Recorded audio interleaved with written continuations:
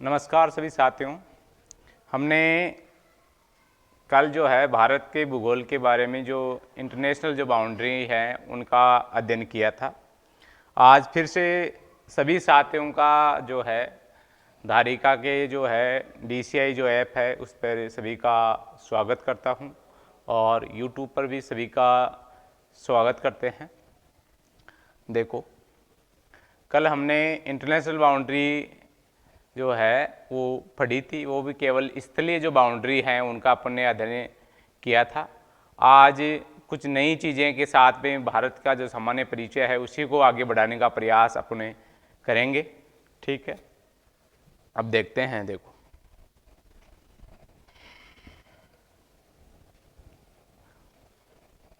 भारत के पड़ोसी देशों की बात करें अपन, तो सबसे पहले भारत का सबसे नज़दीकी समुद्री पड़ोसी जो देश है वो श्रीलंका है।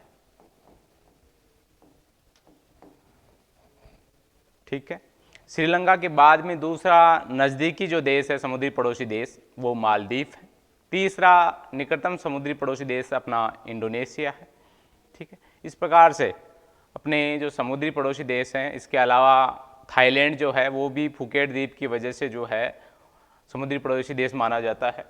ठीक है, अब बात अपन करें श्रीलंका की, तो श्रीलंका सबसे निकटवर्ती अपना समुद्री पड़ोसी देश है। उसको अपने समझते हैं कैसे। देखो,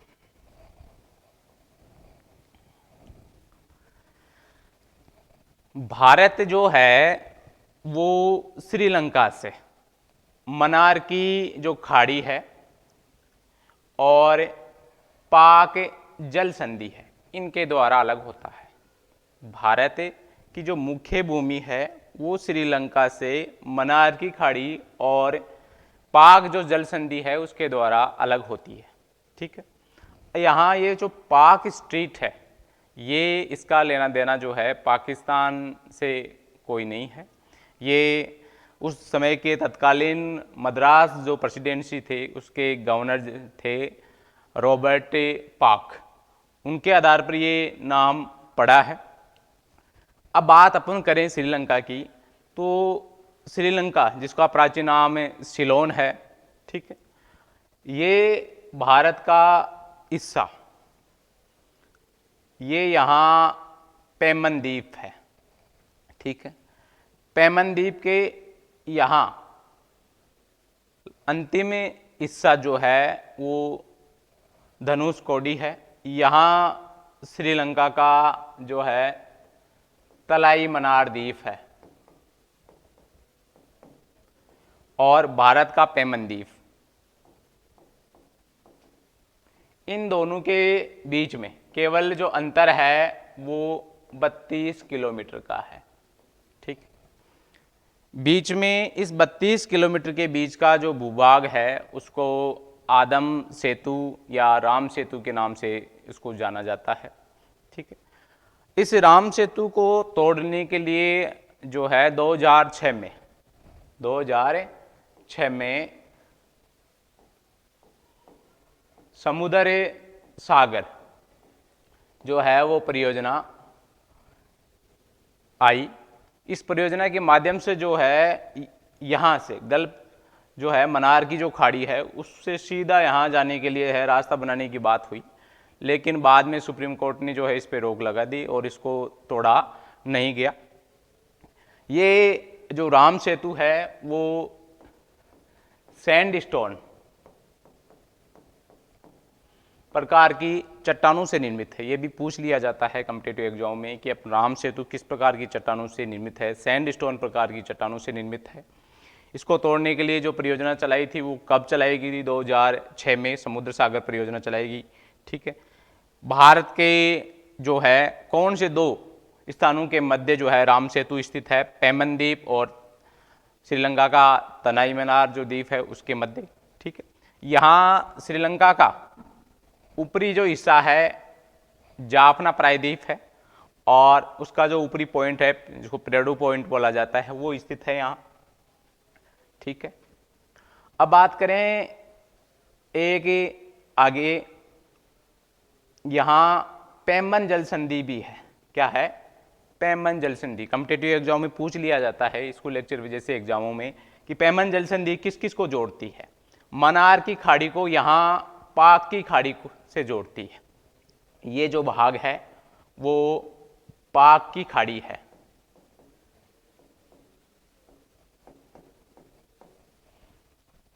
ये जो हिस्सा है वो पाक की खाड़ी है, ये पाक स्ट्रीट है, और यहाँ जो है ये पेमन जल संधि है। तो पेमन जल संधि मन्नार की खाड़ी को जो है वो पाक की खाड़ी से जोड़ती है, ये भी पूछ लिया जाता है।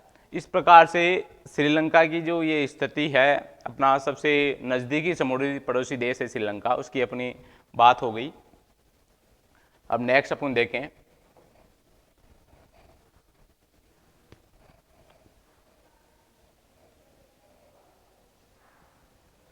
भारत के अन्य समुद्री पड़ोसी देश। ठीक है, भारत का मैंने बताया है आपको अभी अभी कि भारत का दूसरा निकटतम समुद्री पड़ोसी देश जो है वो मालदीव है, और तीसरा जो है वो इंडोनेशिया है। ठीक है, जिस प्रकार से श्रीलंका जो है केवल सबसे नज़दीकी समुद्री पड़ोसी देश है, वो 32 किलोमीटर दूर था, वैसे ही मालदीव है वो 130 किलोमीटर के लगभग है, वो दूर है। इंडोनेशिया 163 किलोमीटर दूर है। उसके बाद में जो है थाईलैंड आता है। ठीक है, ये भारत के जो हैं पड़ोसी देश हैं, समुद्री पड़ोसी देश, उनकी चर्चा हुई। अब देखो, यहाँ एक डायग्राम है, एक स्लाइड है, उसमें यह बताया गया है कि जो अंडमान निकोबार है, अंडमान निकोबार से सबसे नज़दीक जो है वो चेन्नई पड़ता है। कॉम्पिटिटिव एग्जाम में पूछ भी लिया जाता है कि भारत के जो तट है उस तट से अंडमान निकोबार के बीच के जो तट के जो भी स्थान है, जैसे आपके क्वेश्चन आएगा कि अंडमान निकोबार से सबसे नज़दीकी शहर कौन सा है, ऑप्शन आएंगे चेन्नई, विशाखापट्टनम और कोलकाता। तो इनमें सबसे जो नज़दीकी है वो चेन्नई है। सबसे नज़दीकी शहर जो है क्या है? चेन्नई है, जिसके आधार पर भारत के समस्त स्थानों की समुद्र तल से ऊंचाई का अंकन भी किया गया है। अब बात करें भारत की जलीय सीमा। भारत की जलीय सीमा की अपन बात करें तो भारत की जलीय जो सीमा है, मैंने 7,516.6 किलोमीटर भारत की कुल जलीय सीमा है। इसमें से 6100 जो है वो किलोमीटर वो भारत की मुख्य भूमि की जलीय सीमा है। ठीक है, और 1416 किलोमीटर जो है वो द्वीपों की या द्वीपीय जो है वो जलीय सीमा है। ठीक है, इसकी अपन आगे चर्चा करते हैं। देखो, भारत की जलीय सीमा की अपन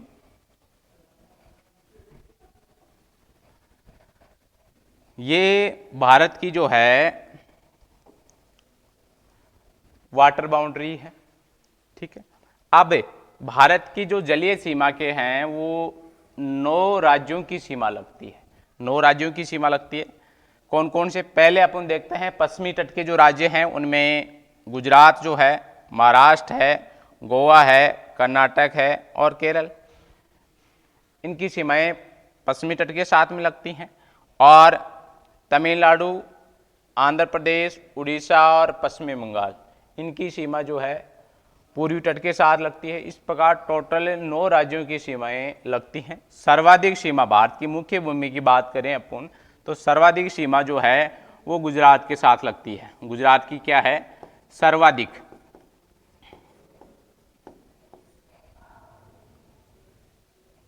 और सबसे कम जो है गोवा की। अब कॉम्पिटिटिव एग्जाम में ऐसे पूछ लिया जाए कि भारत के पश्चिमी तट पर स्थित राज्यों का जो है जलीय सीमा के अनुसार क्रम पूछ लिया जाए तो क्रम में जो है गुजरात जो है सबसे 1 नंबर पे आएगा, महाराष्ट्र जो है वो 2 नंबर पे आएगा, ठीक है, और केरल जो है वो 3 नंबर पे आएगा, कर्नाटक 4 नंबर पे और गोवा जो है 5 नंबर पे। सबसे पश्चिमी तट पर जो है सबसे कम जलीय सीमा जो है वो गोवा की है। बात करें पूर्वी तट की, तो पूर्वी जो तट है, पूर्वी तट पर जो है ये 4 राज्यों की सीमा लगती है। उन 4 राज्यों में सबसे ज़्यादा जो है आंध्र प्रदेश की लगती है, 1 नंबर जो है आंध्र प्रदेश का है। उसके बाद में जो है तमिलनाडु की लगती है, फिर जो है उड़ीसा की लगती है, और सबसे न्यूनतम जो सीमा लगती है वो पश्चिमी बंगाल की लगती है। पूर्वी तट पर जो है सबसे न्यूनतम सीमा वो किसकी लगती है? पश्चिमी बंगाल की लगती है। इस प्रकार से भारत के ये जो 9 राज्य हैं उनका क्रम मैंने आपको बताया है। वैसे देखा जाए कुल ये जलीय सीमा की बात की जाए जो 7,516 है, उसमें सर्वाधिक जो जलीय सीमा है वो अंडमान निकोबार की है, और केंद्र शासित प्रदेश भी इसमें यदि सम्मिलित कर लिए जाएं, केंद्र शासित प्रदेश भी इसमें यदि सम्मिलित कर लिए जाएं तो मुख्य भूमि में 2 केंद्र शासित प्रदेश आएंगे, एक पुदुचेरी और एक दमन दीव दादरा नगर जो हवेली है वो इसमें आएंगे, ठीक है। भारत के जो टोटल केंद्र शासित प्रदेश और जो राज्य हैं उनमें सबसे न्यूनतम जलीय सीमा जो है दमन दीव और गोवा, दमन दीव जो है ये दादरा नगर हवेली उसकी लगती है, ठीक है। वर्तमान में जो है दमन दीव और दादरा नगर जो हवेली है उनको एक ही कर दिया गया है 26 जनवरी 2020 के बाद में, ठीक है। ये भारत की जो है वाटर बाउंड्री की अपन बात होगी।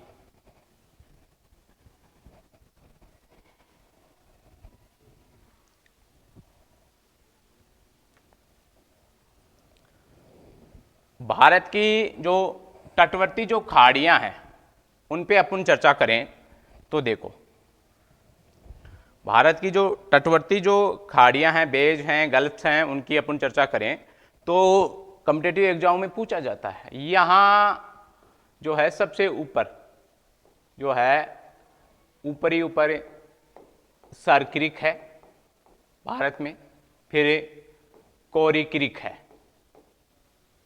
यहाँ कोरी क्रिक, यहाँ सर क्रिक। कॉम्पिटिटिव एग्जाम में इस कोरी क्रिक के बहुत सारे क्वेश्चन पूछे जाते हैं कि ये कहाँ पे स्थित है, कच्छ के रन में स्थित है या कच्छ के लिटिल रन में स्थित है। इस प्रकार के 2 ऑप्शनों में ज़्यादा जो हैं वो कंफ्यूज होते हैं। तो ये कच्छ के रन में है, वो कोरी क्रिक स्थित है। अब ये यहाँ जो है कच्छ की खाड़ी है,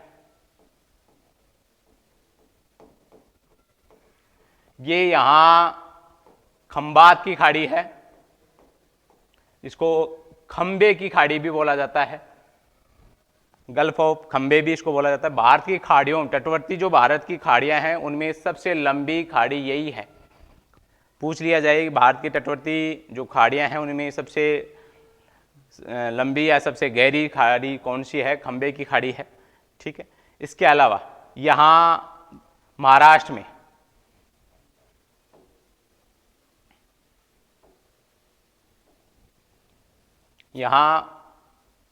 में महिम जो है खाड़ी है, यहाँ महाराष्ट्र में दूसरी बैग खाड़ी है, यहाँ एक थाने क्रिक भी है, ठीक है। इसके अलावा यहाँ पे ये मनार की खाड़ी है जिसका संबंध तमिलनाडु राज्य से है। यहाँ ये पाक की खाड़ी है। उड़ीसा में यहाँ जो है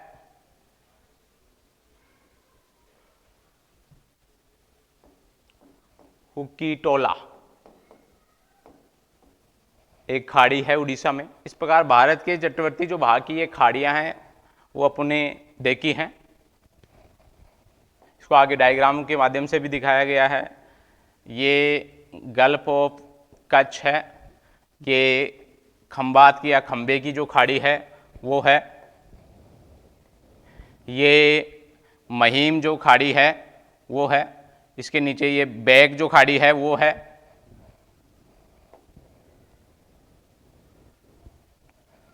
यहां ये जो है हुक्की टोला की खाड़ी है। यहां हुक्की टोला जो खाड़ी है वो उड़ीसा के तट पर है। अब बात करें भारत के समुद्री अधिकारों की बात करें कि भारत के समुद्र के अंदर कितने अधिकार हैं या किसी देश को समुद्र के अंदर अधिकार दिए गए हैं तो किस प्रकार से दिए गए हैं। 1982 में एक सम्मेलन हुआ था संयुक्त राष्ट्र का।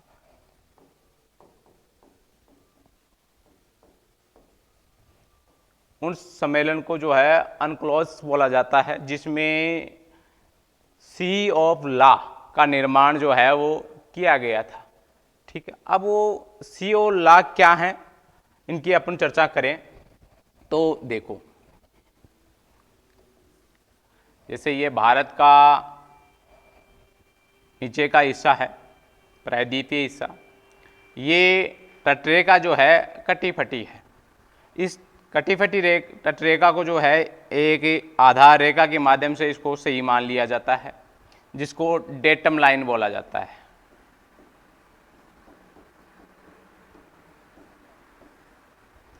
इस डेटम लाइन से जो है आगे 12 समुद्री मील या नॉटिकल जो मील है वहां तक भारत के संपूर्ण अधिकार प्राप्त हैं, जिसको प्रादेशिक सीमा बोला जाता है। क्या बोला जाता है?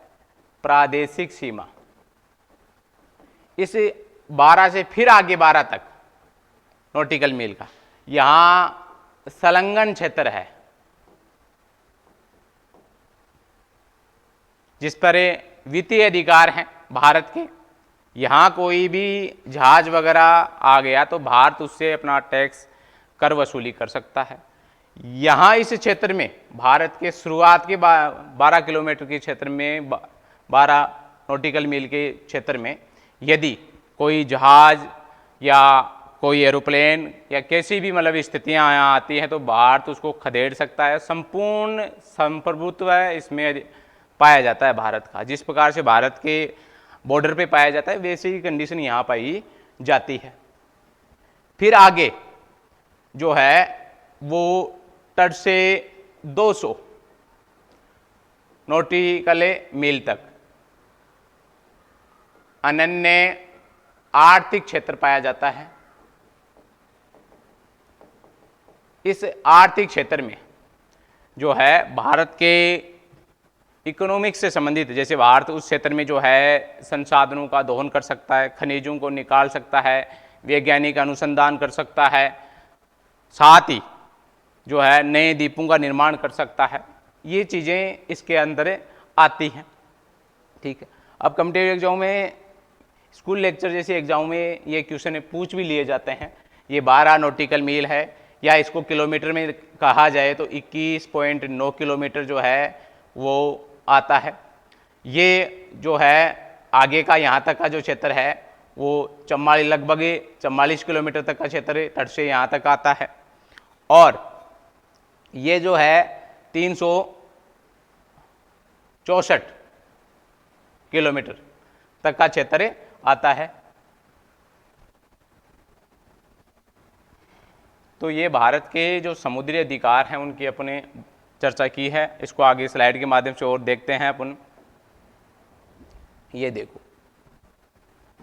जैसे ये समुद्र की जो है कोई भूमि है, यहाँ तटरेखा कटी फटी है, तो उस तटरेखा कटी फटी को जो है एक आधार रेखा के माध्यम से, बेस लाइन जो है लिखा गया है यहाँ, आधार रेखा या डेटम लाइन के माध्यम से इसको सीधा मान लिया जाता है। फिर इससे 12 नॉटिकल मील तक का जो है वो प्रादेशिक सीमा है। ठीक है, क्या है? प्रादेशिक सीमा इसको बोला जाता है, जहां भारत की संपूर्ण संप्रभुता पाई जाती है।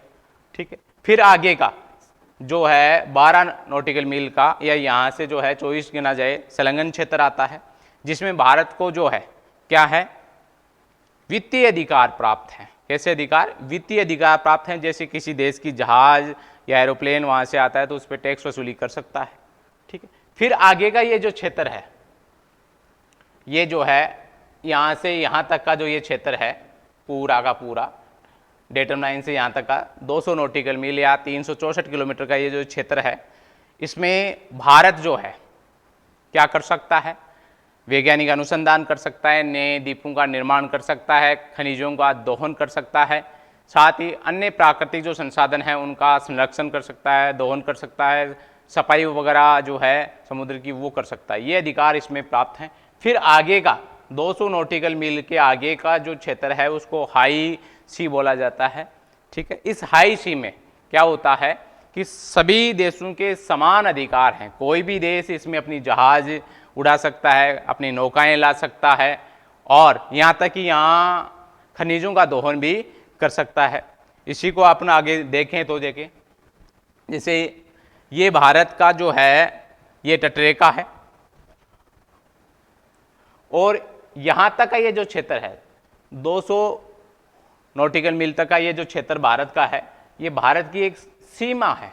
इस सीमा के अंदर जो है भारत खनिजों का दोहन कर सकता है, वो नए द्वीपों का निर्माण कर सकता है, वैज्ञानिक अनुसंधान कर सकता है, इस प्रकार के मतलब कार्य इसमें कर सकता है।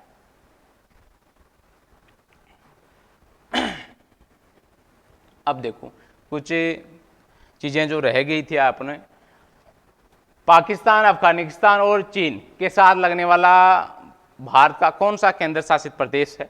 लद्दाख। कौन सा है? लद्दाख है, जिसके पाकिस्तान की सीमा भी लगती है।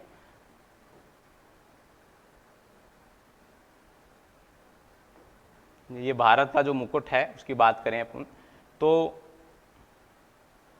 ये लद्दाख है। इस लद्दाख के इधर चीन है, इधर यहाँ अफगानिस्तान है, यहाँ पाकिस्तान है। तो ये लद्दाख का जो है क्वेश्चन ये था।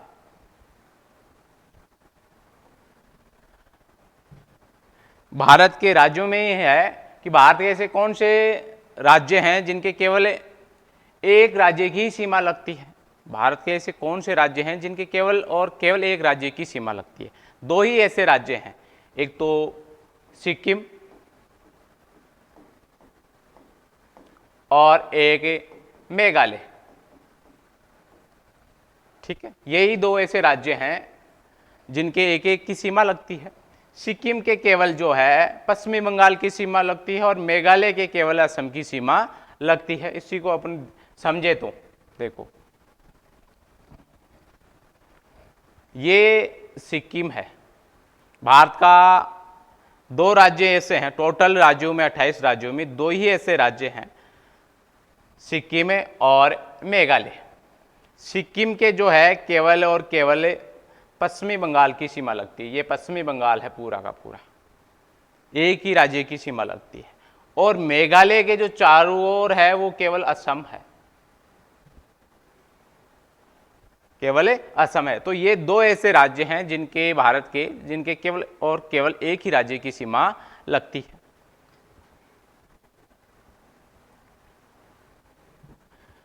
भारत का सर्वाधिक राज्यों की सीमा से लगने वाला राज्य, भाई ऐसा कौन सा राज्य है जिसके सर्वाधिक राज्यों की सीमा लगती है? उत्तर प्रदेश है। कौन सा है? उत्तर प्रदेश है। उसके 8 राज्यों की जो है वो सीमा लगती है। इसकी अपन चर्चा करें, ये उत्तर प्रदेश है और इसके 8 राज्यों की सीमा लगती है।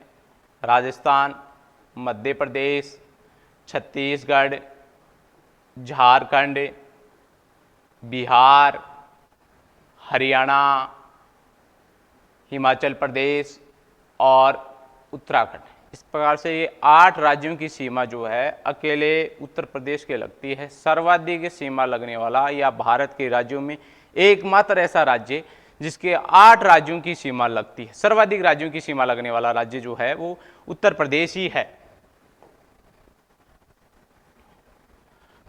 अब भारत के 7 राज्यों की सीमा लगने वाला, 8 का केवल एक राज्य है उत्तर प्रदेश, उसी प्रकार से 7 राज्यों की सीमा लगने वाला भी एकमात्र राज्य है।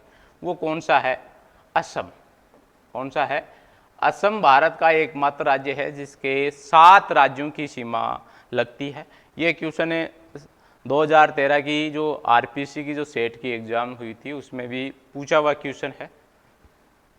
देखो कौन कौन से 7 लगते हैं। ये असम है, ठीक है।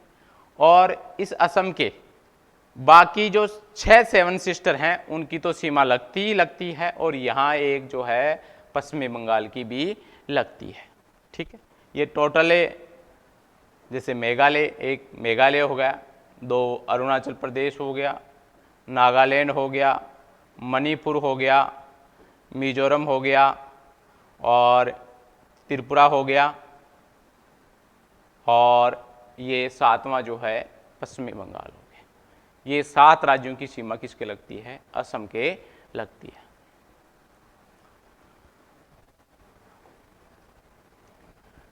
अब भारत के 6 राज्यों की सीमा लगने वाले राज्य भी हैं। कर्नाटक है, छत्तीसगढ़ है और महाराष्ट्र है। ये मात्र 3 राज्य, भारत के राज्यों में मात्र ये 3 ऐसे राज्य हैं जिनके अदर्स 6 राज्यों की सीमा लगती है। मतलब कर्नाटक के भी 6 राज्यों की सीमा लगती है, छत्तीसगढ़ के भी 6 लगती है और महाराष्ट्र के भी 6 लगती है। इन तीनों में कोई पूछे कि इन तीनों में क्या समानता है, समानता यही है, 6 राज्यों की सीमा लगती है। देखो कैसे लगती है। ये छत्तीसगढ़ राज्य है, इसके 6 राज्यों की सीमा लगती है। मध्य प्रदेश की लग गई, महाराष्ट्र की लग गई, यहाँ जो है वो तेलंगाना की भी लगी, और यहाँ उड़ीसा और झारखंड, उत्तर प्रदेश, इस प्रकार से इसकी सीमा लगती है, ठीक है। आंध्र प्रदेश की सीमा छत्तीसगढ़ के साथ नहीं लगती, ठीक है। अब अपन देखें आगे। इसके अलावा कर्नाटक की अपन बात करें तो कर्नाटक के गोवा की लग गई, महाराष्ट्र की लग गई, इधर तेलंगाना की लग गई 3 नंबर पे, फिर जो है आंध्र प्रदेश की लग गई, फिर जो है तमिलनाडु की लग गई और केरल की लग गई। इस प्रकार से 6 की सीमा इसके साथ लगती है। महाराष्ट्र के साथ भी जो है 6 की सीमाएं लगती हैं।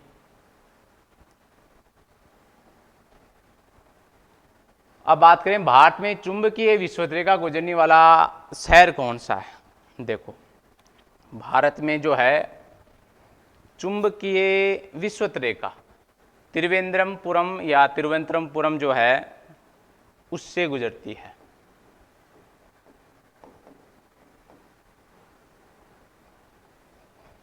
तिरुवनंतपुरम जिसका वर्तमान में नाम है, ठीक है, उससे होकर ये चुंबकीय विश्वरेखा गुजरती है। अब चुंबकीय विश्वरेखा होती क्या है?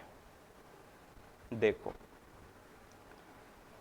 ये देखो, ये अपनी चुंबकीय विश्वरेखा है और यहाँ जो है वो त्रिवेंद्रमपुरम, इससे होकर ही जो है ये गुजरती है। तो पूछ लिया जाए कि भारत के किस शहर से चुंबकीय विश्वरेखा गुजरती है। एक ही शहर है त्रिवेंद्रम, ठीक है, या तिरुवनंतपुरम। अब इसकी बात अपन करें कि चुंबकीय विश्वरेखा क्या होती है, चुंबकीय ध्रुव क्या होते हैं। देखो वास्तविक ध्रुव हमारा ये ग्लोब है और ग्लोब के ऊपरी जो भाग है पॉइंट और नीचे का पॉइंट, ये वास्तविक ध्रुव है जिसको उत्तरी ध्रुव कहा जाता है, इसको दक्षिणी ध्रुव कहा जाता है। भूगोल के जो विद्यार्थी हैं इससे परिचय रखते हैं। एक मिनट, टेक्निकल इशू है इसमें, ये नीचे वाला हिस्सा दिखाई नहीं दे रहा है इसमें आज।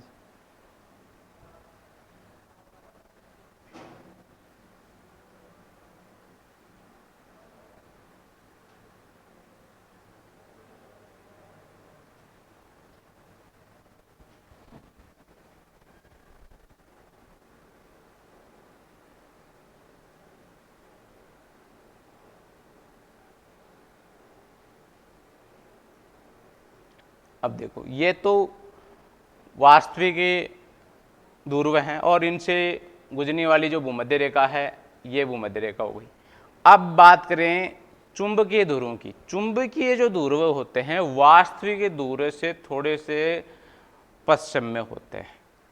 ये चुंबकीय उत्तरी ध्रुव है और ये चुंबकीय क्या है, दक्षिणी ध्रुव है। और इनको मिलाने वाली ये जो रेखा है बीच में से गुजरने वाली, ये चुंबकीय विषुवत रेखा है। कौन सी है? चुंबकीय विषुवत रेखा। और यही चुंबकीय विषुवत रेखा जो है भारत से होकर गुजरती है त्रिवेंद्रम से। ठीक है, अब बात करें कि चुंबकीय उत्तरी जो ध्रुव हैं वो हैं कहाँ।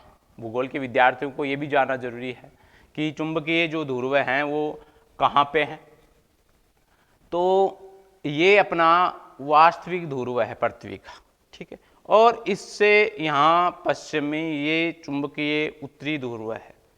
ठीक है, कनाडा जो है, कनाडा जो देश है, कनाडा के उत्तर में जो है छोटे छोटे जो द्वीप हैं वहाँ पे ये है चुंबकीय उत्तरी ध्रुव है। और चुंबकीय जो दक्षिणी ध्रुव है वो अंटार्कटिका जो है वहाँ पे स्थित है।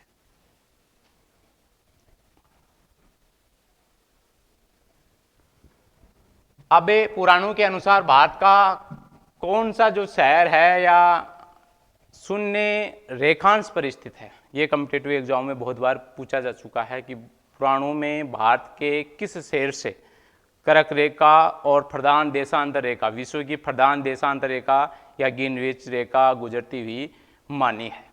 उज्जैन।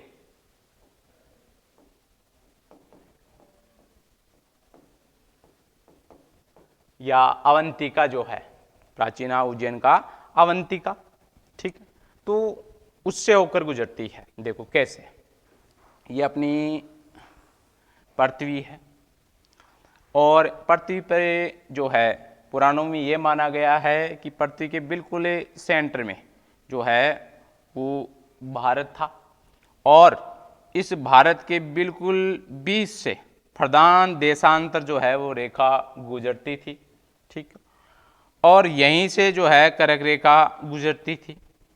इस प्रकार से ये बीच वाला जो ये हिस्सा है उसको पुराणों में उज्जैन का जो ये क्षेत्र पड़ता है उसको शून्य रेखांश पर स्थित माना गया है।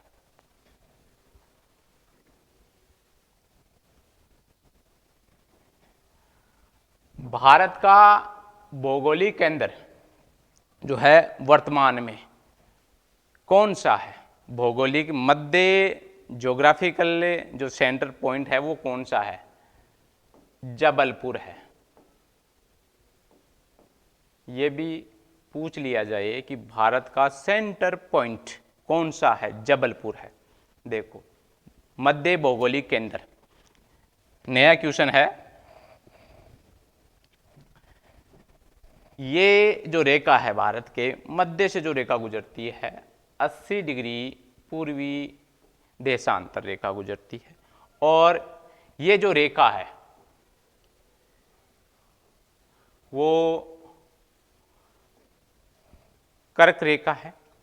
दोनों आपस में जहां काटती हैं, ये जो ब्लैक कलर में आपको दिखाई दे रहा है वो जबलपुर है। तो ये भारत का मध्य सेंटर जो पॉइंट है वो जबलपुर है। कॉम्पिटिटिव एग्जाम में पूछा जा सकता है। ऑथोराइज जो बुक्स हैं उसमें इसका उल्लेख मिलता है। ठीक है,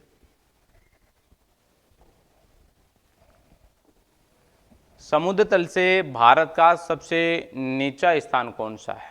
केरल का जो कुटानंद घाटी जो है वो भारत का सबसे नीचा स्थान है समुद्र तल से।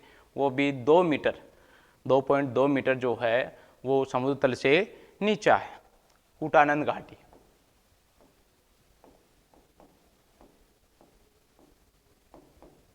है कहाँ? केरल में।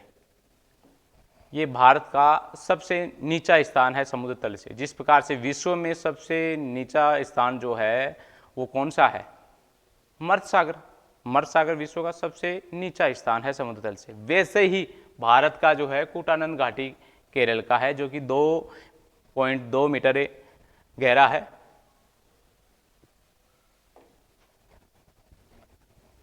सर्वाधिक राज्यों की सीमा लगने वाला भारत का कौन सा ऐसा जिला है? सोनभद्र जिला। उत्तर प्रदेश का एक जिला है सोनभद्र, और ये जिला भारत के सर्वाधिक राज्यों की सीमा लगाता है। 4 राज्यों की इसके साथ में सीमा लगती है। एक छोटे से जिले के साथ में जो है 4 राज्यों की सीमा लगती है। एकमात्र भारत का ऐसा राज्य है इसके सर्वाधिक राज्यों की सीमा लगती है। ये देखो, ये जो है सोनभद्र जिला है, इसके मध्य प्रदेश, छत्तीसगढ़, झारखंड और बिहार, इन चारों की सीमाएं इस सोनभद्र के साथ लगती हैं। तो भारत के जिलों में की बात करें तो एकमात्र ऐसा जिला है जिसके सर्वाधिक राज्यों की सीमा लगती है, सोनभद्र के। भारत की मानक समय रेखा की बात करेंगे। अब देखो, यहां पर बहुत सारे क्वेश्चन है, स्कूल लेक्चर में भी पूछे हुए हैं और हर कॉम्पिटिटिव एग्जाम में यहां से क्वेश्चन है बनता है लगभग। अब देखो, ये जो है भारत की मानक समय रेखा है 82.5 डिग्री पूर्वी देशांतर। 82.5 डिग्री पूर्वी देशांतर, 82 डिग्री 30 मिनट पूर्वी देशांतर, यही होता है 82.5। ठीक है, ये जो है 82.5 डिग्री पूर्वी देशांतर है, कितने राज्यों से होकर गुजरती है? 5 राज्यों से होकर गुजरती है। कौन कौन से? उत्तर प्रदेश, मध्य प्रदेश, छत्तीसगढ़, उड़ीसा और आंध्र प्रदेश। इन 5 राज्यों से होकर ये गुजरती है। सबसे ज़्यादा इसकी जो लंबाई है वो छत्तीसगढ़ में है। पूछ लिया जाए कि इसकी सर्वाधिक लंबाई कहाँ है? छत्तीसगढ़ में। और सबसे कम जो है वो कहाँ पे है? मध्य प्रदेश में। 82.5 डिग्री पूर्वी देशांतर की सबसे कम लंबाई कहाँ पर है? मध्य प्रदेश में। ये गुजरती कौन से शहर से है? देखो, शहरों में से में कई बार पूछ लिया जाता है कि ये इलाहाबाद के जो नैनी जो शहर है या मिर्जापुर जो जिला है उससे होकर गुजरती है। साथ ही छत्तीसगढ़ के जो रीवा और बिलासपुर जो हैं उनसे भी ये नज़दीक से होकर गुजरती है। अब बात करें इसकी कि इसका क्या फ़ायदा है, भारत की मानक समय रेखा का क्या फ़ायदा है? भारत के पूर्वी और पश्चिमी जो कोनों में स्थानीय समय में 2 घंटे का अंतर पाया जाता है, और इसको मानने से जो है ये समय घटा है। जो स्थानीय समय है वो 2 घंटे का, वो इसको मानने से घटा है। रिलीफ मिली है इन कोनों वाले राज्यों को। ठीक है, अब बात करें क्या ये जो मानक समय रेखा है वो 7.5 गुणा के आधार पर जो है वो खींची जाती है। विश्व के सभी जो देश हैं इसको 7.5 के गुणांक पर खींचते हैं। मतलब कैसे, ये पूछ लिया जाए कि कैसे 7.5 के गुणांक पर कैसे? मतलब कोई भी ये देश है जिससे ये 82.5, जैसे हमारे इंडिया से ये 82.5 गुजर रही है, तो नेक्स्ट जो रेखा किसी भी देश की जो है मानक समय रेखा बनेगी तो वो 90 बनेगी। कौन सी बनेगी? 90 बनेगी। और इधर जो है वो 75 बनेगी। कौन सी बनेगी? 75 पूर्वी देशांतर। मतलब इनके बीच में जो है 7.5 का गैप होना चाहिए। ठीक है, तो 7.5 के देशांतर के 7.5 देशांतर के गुणांक के आधार पर ही जो हैं विश्व के सभी देशों में जो हैं देशांतर रेखाएं खींची जाती हैं। अपनी मनमर्जी से नहीं खींच सकते कि बीच से कोई रेखा गुजरी है तो उसको मानक समय रेखा मान लिया जाए।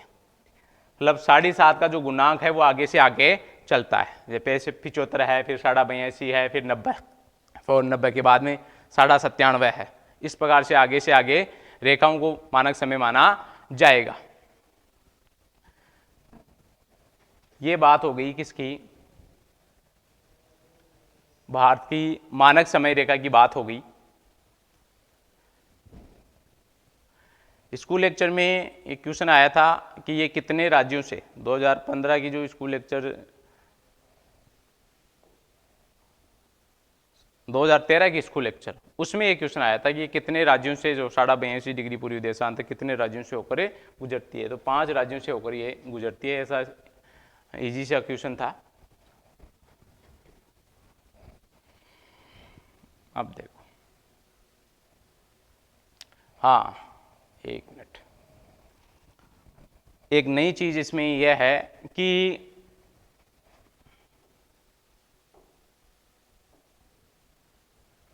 ये 82.5 डिग्री और ये कर्क रेखा दोनों आपस में किस स्थान पे काटती हैं, ये इंपॉर्टेंट है।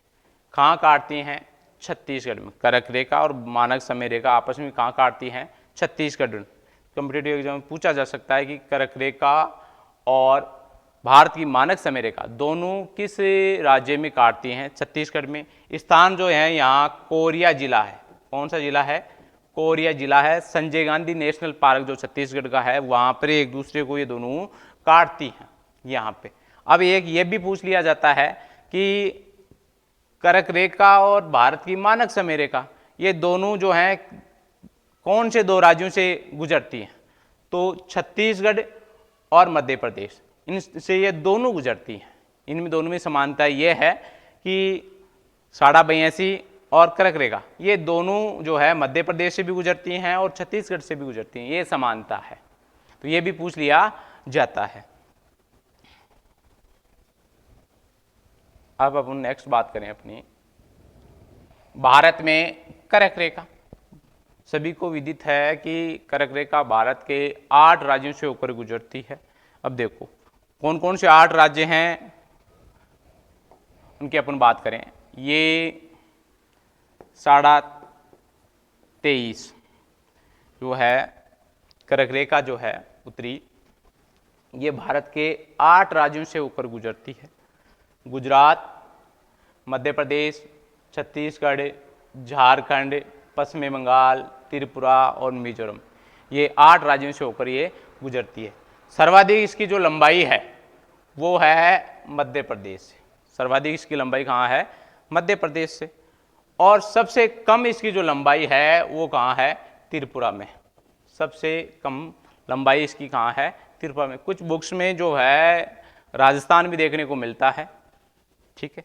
हालांकि मानक जो बुक्स हैं उनमें त्रिपुरा देखने को मिलता है। हिंदी ग्रंथ अकादमी की जो बुक्स हैं उसमें त्रिपुरा जो है देखने को मिलता है। तो भारत के राज्यों में जो है 8 राज्यों में सबसे कम लंबाई त्रिपुरा की है, ठीक है। अब बात करें कि ये मध्य प्रदेश के सर्वाधिक जिलों की बात करें तो ये मध्य प्रदेश के सर्वाधिक 14 जिलों से होकर गुजरती है कर्क रेखा। और सबसे कम जो जिला है वो त्रिपुरा, त्रिपुरा के केवल एक ही जिले से होकर गुजरती है। जिलों की बात करें कि भारत के सबसे कम जिलों से गुजरने वाली रेखा जो है कर्क रेखा कौन से जिले से होकर गुजरती है? त्रिपुरा के केवल एक ही जिले से होकर गुजरती है, जबकि सर्वाधिक जो है मध्य प्रदेश के 14 जिलों से होकर गुजरती है। अब इस कर्क रेखा की जो लंबाई है भारत में कितनी है? 2678 किलोमीटर है। ये भी नई चीज है कि कर्क रेखा की भारत में जो लंबाई है वो कितनी है? 2678 किलोमीटर है। मतलब बांग्लादेश का जो ये क्षेत्र है उसको माइनस करने के बाद में जो है ये 2678 किलोमीटर जो है कर्क रेखा की लंबाई है, ठीक। अब अपन बात करें कुछ और नई चीजों की।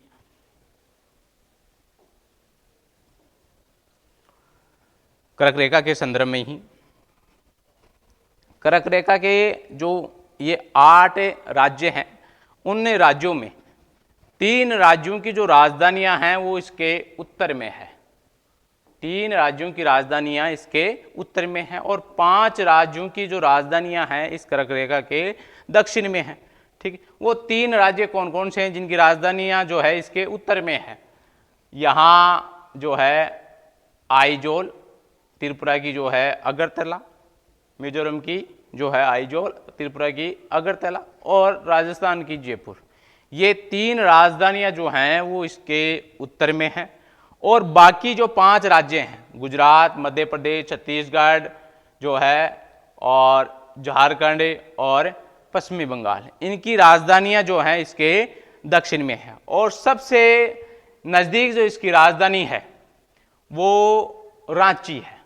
आपसे पूछ लिया जाए कि कर्क रेखा से गुजरने वाले 8 राज्यों में सबसे नजदीक जो राजधानी है वो कौन सी है? रांची।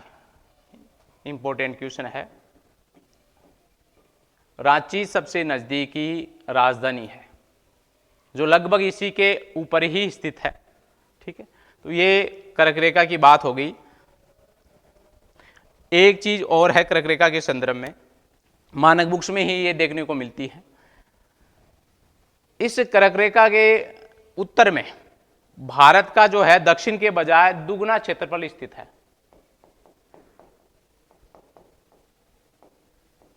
कर्क रेखा के नीचे के हिस्से के बजाय ऊपर के हिस्से में जो है क्या मिलता है? दुगना क्षेत्रफल मिलता है। ठीक है, अब भारत के राज्यों के कुछ भौगोलिक जो नाम हैं उनकी अपन चर्चाएं करते हैं, कॉम्पिटिटिव एग्जाम में पूछा जाता है। लाल नदी और नीली पहाड़ियों की भूमि किस राज्य को कहा जाता है? ये हाल ही में जो है हरियाणा जो टेट है उसमें स्कूल लेक्चर की जो हरियाणा टेट हुई थी उसमें ये क्वेश्चन आया था। असम। लाल नदी और नीली पहाड़ियों की भूमि किस राज्य को कहा जाता है? असम। मॉरिशस प्रदेश किसे कहा जाता है? मिजोरम को। भारत के किस राज्य को मॉरिशस प्रदेश कहा जाता है? मिजोरम को। प्राट प्रदेश भारत के किस राज्य को कहा जाता है? झारखंड को, प्राट प्रदेश। धान का कटोरा भारत के किस राज्य को कहा जाता है? छत्तीसगढ़ को। ये कॉम्पिटिटिव एग्जाम में आए हुए क्वेश्चन हैं, धान का कटोरा या धान की डलिया। चिकन्नेक राज्य जो है भारत के किस राज्य को कहा जाता है? पश्चिमी बंगाल को कहा जाता है। वार प्रदेश भारत के किस राज्य को कहा जाता है? मेघालय को। इसको भारत का स्कॉटलैंड भी कहते हैं। सिलिकॉन राज्य किसको कहा जाता है? कर्नाटक को कहा जाता है। सोया प्रदेश किसे कहा जाता है? मध्य प्रदेश को कहा जाता है। और फल उद्यानों की जो भूमि है वो किसको कहा जाता है? सिक्किम को कहा जाता है। तो ये ऐसे कॉम्पिटिटिव एग्जाम में आए हुए कुछ भौगोलिक राज्यों के जो नामकरण हैं वो पूछे हुए हैं। लाल नदी और नीली भूमि की भूमि असम है। मॉरिशस बेसिन किसे कहा जाता है? मिजोरम की कहा जाता है, ये भी पूछा हुआ क्वेश्चन है। प्राट प्रदेश जो है उसका संबंध भारत के किस राज्य से है? झारखंड से है, ये भी आया हुआ क्वेश्चन है। धान का कटोरा छत्तीसगढ़ वाला। चिकन नेक जो है पश्चिमी बंगाल। ये सारे क्वेश्चन जो है लगभग कॉम्पिटिटिव एग्जाम में आए हुए हैं।